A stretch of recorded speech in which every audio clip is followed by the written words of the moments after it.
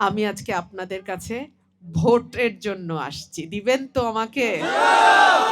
আমি খালি হাতে আসছি। আপনারা আমার হাতটাকে ভরে দিবেন? আমি মেঘনা নদীর ওপর একটি স্থায়ী বেড়ি বাঁধ এই এলাকায় করে দেব ইনশাআল্লাহ। পানিশ্বর থেকে জোয়ার উঠলে নাকি সরাইল আশুগঞ্জে সেই জোয়ার ছড়ায় যায়। পানিশ্বরের মানুষ ভোট দিয়ে প্রার্থীকে জেতালে নাকি সেই প্রার্থী সরাইল আশুগঞ্জের এমপি হয়। কি ঠিক কি ঠিক না? তাহলে তো আমি মনে করি আমি সফল নাকি? আপনাদের কাছে আমি আজকে একটা নিবেদন নিয়ে এসেছি। আমি আপনাদের মাটির সন্তান, আমি আপনাদের ঘরের মেয়ে, আমি কারো বোন, কারো হয়তো ভাতিজি।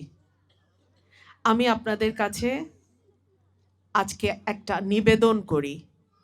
আমার বাবাকে ৭৩ সালে আপনাদেরই পূর্বপুরুষ বাবা চাচা যারা ছিলেন, মুরব্বী ছিলেন, ওনারা কিন্তু ভোট দিয়ে জিতায় দিছিলেন।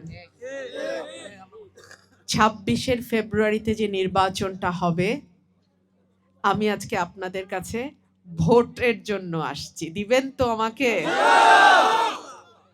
আমি খালি হাতে আসছি। আপনারা আমার হাতটাকে ভরে দিবেন? আলহামদুলিল্লাহ, আলহামদুলিল্লাহ। আমি জানি পানিশ্বরের এই এলাকা নদী ভাঙন কবলিত এলাকা।